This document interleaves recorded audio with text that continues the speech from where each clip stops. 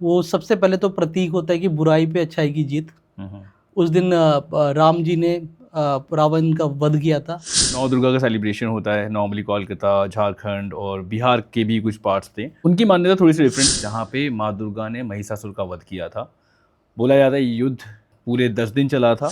आसान नहीं था महिषासुर को मारना, क्योंकि महिषासुर को ना तो भगवान शिव मारने में सक्षम थे और ना ही भगवान विष्णु मारने में सक्षम थे। महिषासुर के अगर स्वरूप की अगर आप बात करेंगे तो उनका आधा जो शरीर था वो इंसान का था और ऊपर का जो सर था वो भैंस के पास त्रिशूल भी है, सुदर्शन चक्र भी है, वज्र भी है, शंख भी है, भाला भी है, फरसा। मानते हैं कि माँ दुर्गा अपने घर वापस आई है, धरती पे वापस आई है। तो जैसे नॉर्थ इंडिया में क्या होता है, आप लहसुन प्याज तक खाना बंद कर देते हैं, लेकिन वहाँ पे नॉनवेज डेली खाया जाता है।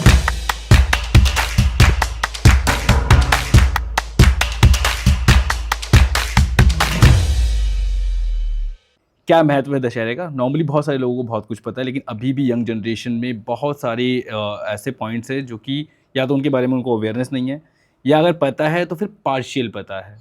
तो मैं पहला क्वेश्चन आपकी तरफ यही रख आ रहा हूँ, दशहरा क्यों मनाया जाता है? Very basic but still I really want that you should put some highlight on this. देखिए, बचपन से ही हम सुनते हुए आए हैं दशहरे का महत्व कितना ज़्यादा है हमारे जीवन में। राइट। वो सबसे पहले तो प्रतीक होता है कि बुराई पे अच्छाई की जीत। उस दिन राम जी ने रावण का वध किया था। और रावण जो है वो अपने आप में, आपको पता है कि जो प्रतीक है वो बुराई का प्रतीक है। आमतौर पे दशहरे की अगर मैं बात करूं तो दिल्ली में जिस तरीके से दशहरे को सेलिब्रेट किया जाता है, आपने देखा होगा दिल्ली में मेले लगते हैं। और वहाँ पे ग्राउंड में फिर 3 पुतले लगाए जाते हैं, बेसिकली रावण, मेघनाथ और कुंभकर्ण की।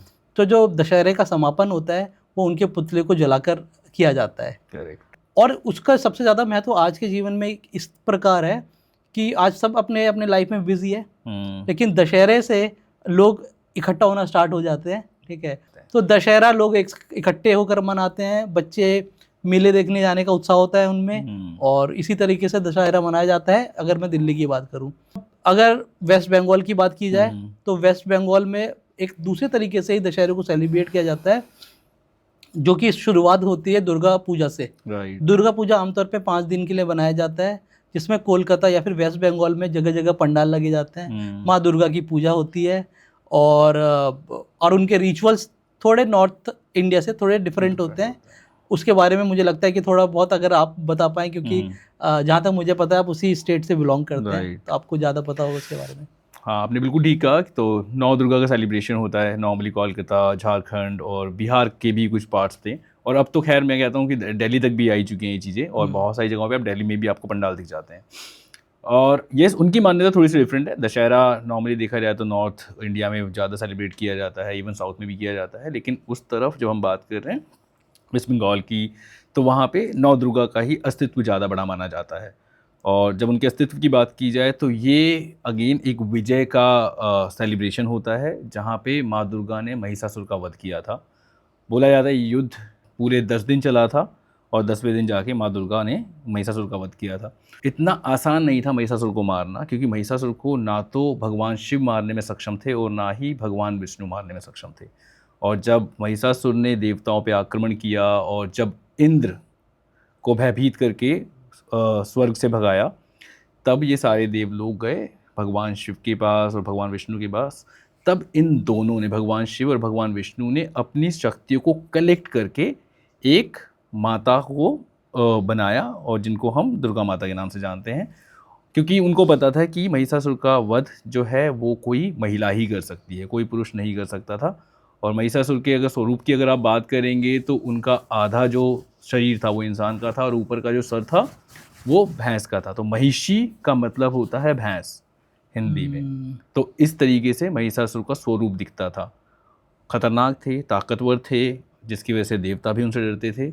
और जब माँ दुर्गा को बनाया गया तो माँ दुर्गा के अंदर भगवान विष्णु और भगवान शिव ने अपनी शक्तियाँ डाली। नॉर्मली आप देखोगे कि हर भगवान का, खासतौर पे हिंदुइज्म के अंदर, उनका एक अपना शस्त्र या अस्त्र होता है कोई भी, लेकिन माँ दुर्गा को इतना शक्तिशाली बनाना था, जिसकी वजह से आप देखोगे भगवान शंकर के पास त्रिशूल उनका मेन होता है, माँ दुर्गा के पास त्रिशूल भी है, सुदर्शन चक्र भी है, वज्र भी है, शंख भी है, भाला भी है, फरसा भी है। तो इस तरीके से 8 अस्त्र शस्त्र उनके साथ थे, और जिसकी वजह से वो महिषासुर का वध कर पाई। तो हाँ, वहाँ पे भी ये विजय बुराइयों पे अच्छाइयों की है, जिसकी वजह से सेलिब्रेट किया जाता है। हाँ, अगर उनके आप लोकल फॉक्स की या फोक स्टोरीज की बात करते हैं तो वहाँ पे नॉर्मली क्या होता है, आप देखोगे जब माँ दुर्गा आती है तो वो मानते हैं कि माँ दुर्गा अपने घर वापस आई है, धरती पे वापस आई है। तो जैसे नॉर्थ इंडिया में क्या होता है, आप लहसुन प्याज तक खाना बंद कर देते हैं, लेकिन वहाँ पे नॉनवेज डेली खाया जाता है। राइट, मैंने पंडाल में भी देखा है। देखा होगा आपने, राइट। वहाँ पे कंसीडर किया जाता है कि जब बेटी अपने घर आती है या माँ अपने घर आती है तो उनको क्या हम घास फूस खिलाएं, उनके लिए तो हम सेलिब्रेट करेंगे ना। तो उनकी मान्यता है, तो उस तरीके से वहाँ मनाया जाता है और यहाँ पे बिल्कुल ऑन कंट्रास्ट बिल्कुल डिफरेंट वे से मनाया जाता है। तो this is how it is, right.